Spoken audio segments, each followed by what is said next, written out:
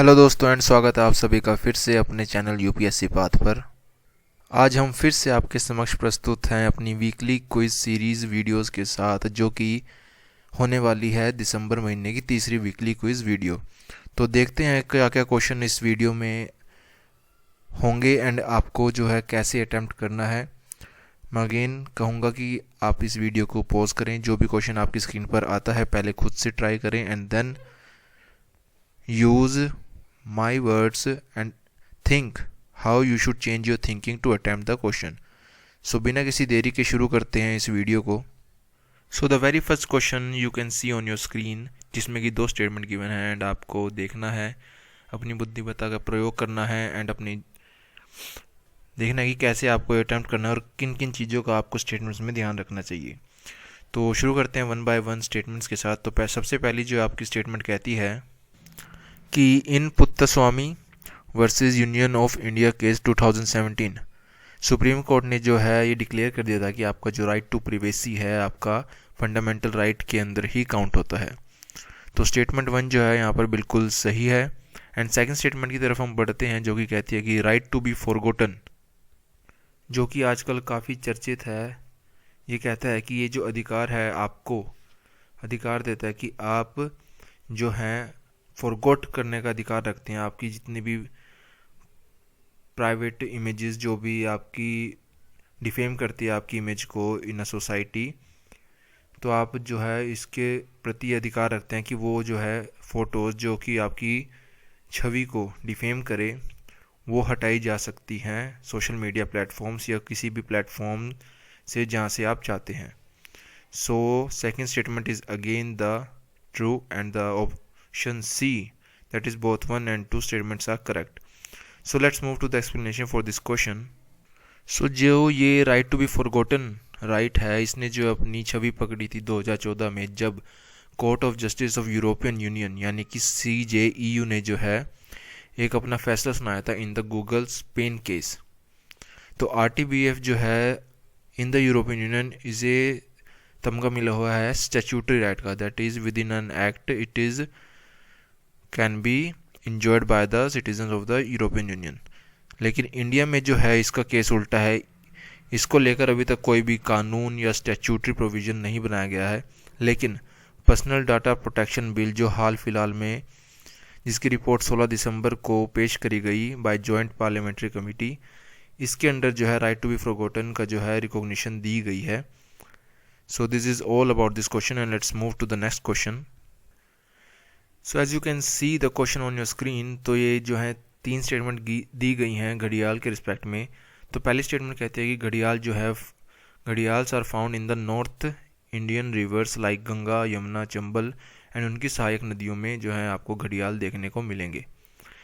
And the second statement said gharials are considered as bio indicator species and the third one said that gharials is the species which is only endemic to India, यानी कि सिर्फ India में ही ये जो हैं पाए जाते हैं। तो यहाँ अगर स्टेटमेंट बाय स्टेटमेंट की बात की जाए तो statement 1 and the statement 2 are correct, whereas the third statement is wrong. So that means the घड़ियाल जो है ओनली इंडिया तक सीमित नहीं है। तो इस क्वेश्चन का आंसर जो है आपका बन जाता है ऑप्शन ए, ओनली 1 एंड 2। तो इसकी एक्सप्लेनेशन की तरफ बढ़ते हैं और ये देखते हैं ये घड़ियाल जो है करंट अफेयर्स में कैसे आया। तो रिसेंटली क्या हुआ कि ब्यास कंजर्वेशन रिजर्व जो कि आपका पंजाब में पड़ता है, वहाँ पर जो 2017 में घड़ियाल के री इंट्रोडक्शन का प्रोग्राम जो है शुरू किया गया था एंड 2017 से अब तक जो है टोटल 94 घड़ियाल जो है यहाँ पर सक्सेसफुली री इंट्रोड्यूस कर दिए गए हैं ब्यास कंजर्वेशन रिजर्व में। तो लेकिन कंजर्वेशनिस्ट का कहना है कि उन्हें असली सफलता तभी मिलेगी जब वो घड़ियाल जो है नेचुरली ब्रीड कर पाएंगे with in the Beas conservation reserve. That means उन्हें जो है किसी साइंटिफिक प्लेस की ज़रूरत नहीं है ब्रीडिंग करवाने के लिए, जो कि हम अक्सर करते हैं to conserve these species. And घड़ियाल is a bio indicator species. Bio indicator species का मतलब क्या है कि ये जो हैं एक ऐसी स्पीशीज़ हैं जो कि आपकी किसी इकोसिस्टम की हेल्दी होने का सबूत देती हैं। अगर IUCN स्टेटस की बात करें तो घड़ियाल को जो है क्रिटिकली एंडेंजर्ड स्पीशीज़ का जो है यहाँ पर तमगा मिला हुआ है। एंड द घड़ियाल्स जैसे कि मैंने कहा सिर्फ इंडिया तक एंडेमिक नहीं है, ये नेपाल की टेरिटरी में भी आपको देखने को मिलेंगे। लेकिन घड़ियाल की घटती जो संख्या है उसके पीछे कारण क्या है? इसके कई कारण हैं, जैसे कि आप देख सकते हैं रिड्यूस वाटर फ्लो या rapid land change, urbanization, industrialization, hydro dams का बनना, विच इज़ हाइड्रो डैम्स आप कह भी सकते हो कि डेवलपमेंट के लिए काफ़ी ज़रूरी है, लेकिन उसका बुरा प्रभाव भी पड़ता है, जैसे कि आप देख सकते हैं इन स्पीशीज़ के ऊपर। So this is all about the explanation. Let's move to the next question. तो एज पर दिस क्वेश्चन इसमें दिया गया है कि पैनेक्स 21 जो एक्सरसाइज है इज़ करंटली इन न्यूज़। तो ये पैनेक्स 21 एक्सरसाइज जो है आपकी इनमें से किस ऑर्गेनाइजेशन में से ताल्लुकात रखती है? तो पहला ऑप्शन आपका BIMSTEC, second ASEAN, third one is SAARC and the fourth is IOC, that is Indian Ocean Commission. So इस क्वेश्चन का सही आंसर है ऑप्शन 1, दैट इज़ बिम्स्टेक। तो देखते हैं इसकी एक्सप्लेनेशन की तरफ और जानते हैं क्यों जो है पैनेक्स 21 जो है रिसेंटली न्यूज़ में था। तो पैनेक्स 21 जो है आपकी एक डिज़ास्टर मैनेजमेंट एक्सरसाइज जो है कंडक्ट करवाई गई बिम्स्टेक मेंबर कंट्रीज़ द्वारा, जिसमें जो है इंडिया की तरफ से जो है लॉन्चिंग के time chief of army staff that is major general Manoj Mukund Naravane साहब जो है यहाँ पर उपस्थित थे। तो बिम्स्टेक क्या है? बिम्स्टेक जो है एक मल्टीलेटरल ऑर्गेनाइजेशन है जो कि जिसकी स्थापना जो है 1997 में हुई थी and it consist of 7 member countries, जिनका नाम है India, Bangladesh, Nepal, Myanmar, Thailand, Sri Lanka and Bhutan. तो बिम्स्टेक के जो आपको परमानेंट सेक्रेटरीट मिलेंगे वो मिलेंगे आपको ढाका, बांग्लादेश में। एंड इसके अलावा जैसे कि बिम्स्टेक जो है जिसने अभी पैनेक्स 21 एक्सरसाइज कंडक्ट करवाई फॉर द डिज़ास्टर मैनेजमेंट, इसके काउंटर में जो है, काउंटर भी नहीं कह सकते, इंडिया अपनी तरफ से जो है एक प्रोग्राम रन करता है जिसका नाम है हैदर, यानी कि human assistant and disaster relief is the operation in, जो कि इंडिया कंडक्ट करवाता है और जो कि इंडिया का इनिशिएटिव है to provide assistance in the disaster operation within the Indian ocean reason.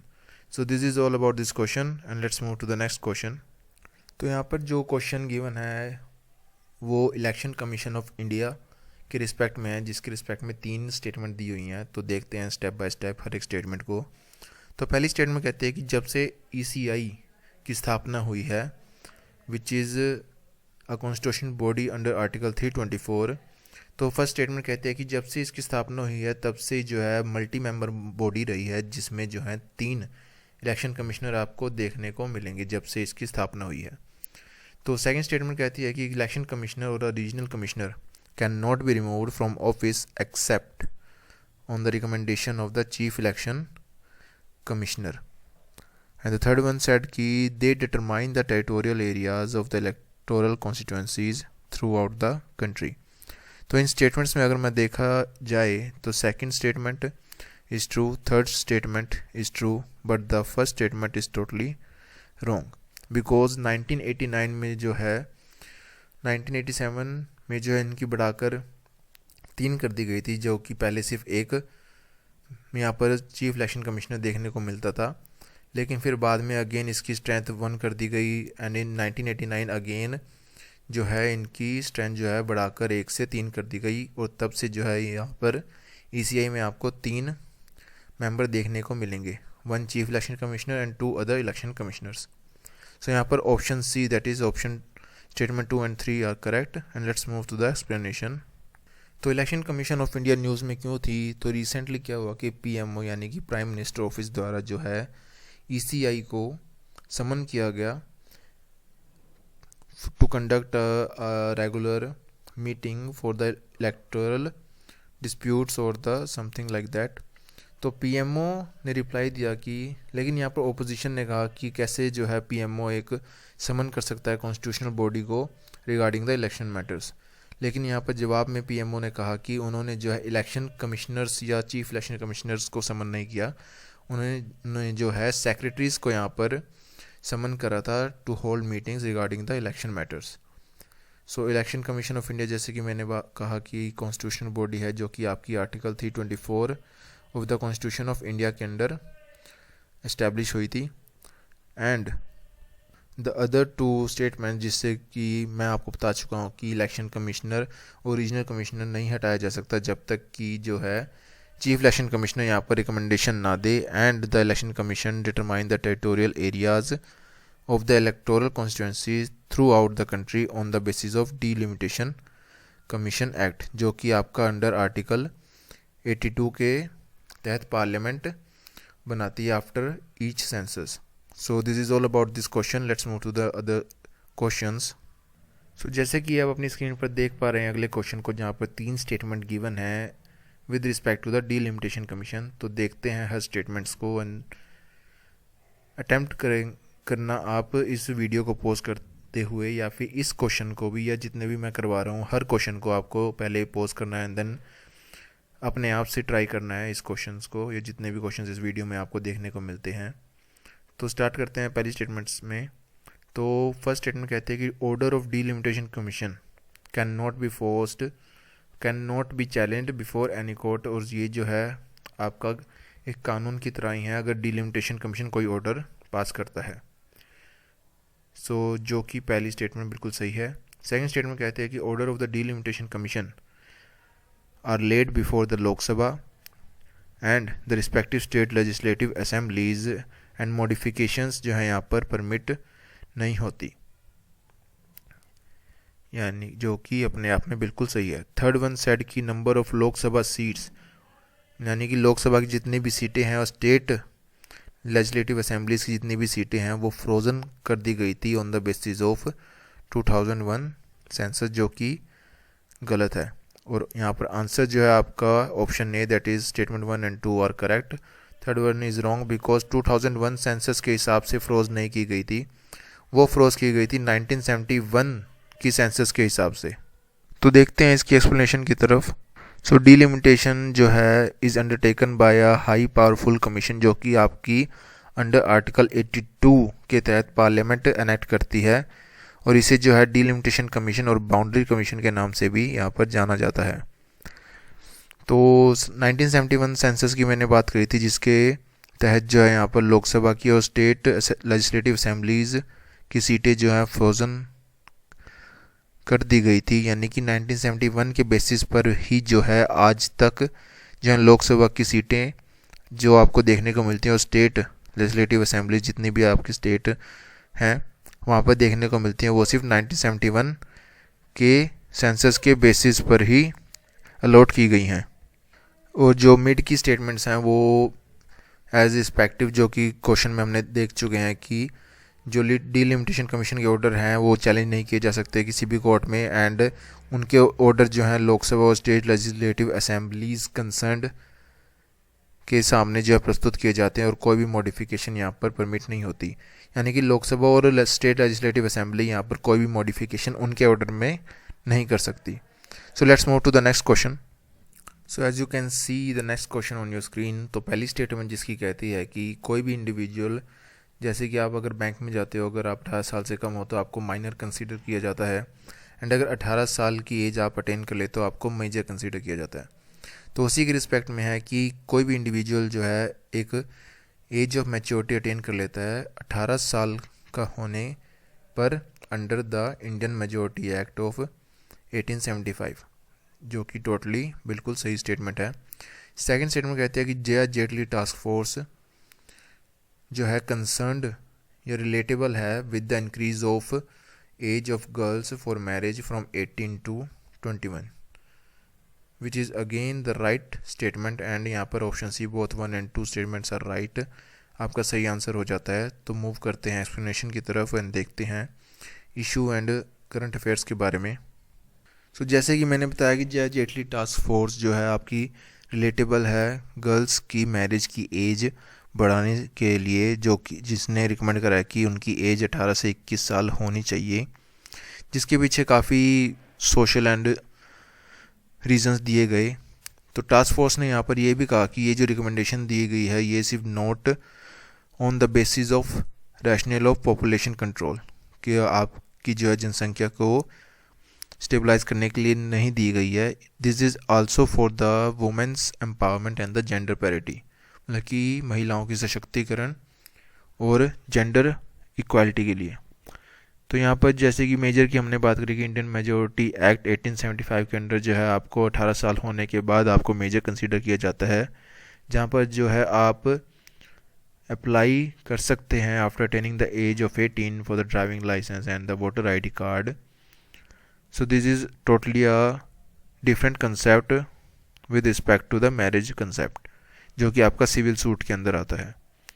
तो मैरिज से रिलेटेड जितने भी एक्ट हैं जो वो मैंने यहाँ पर आपके सामने स्क्रीन पर दिए हुए हैं, आप वीडियो पॉज करके पढ़ सकते हैं. ये जो एक्ट हैं काफ़ी जो है आपको आजकल न्यूज़ आर्टिकल में देखने को मिलेंगे.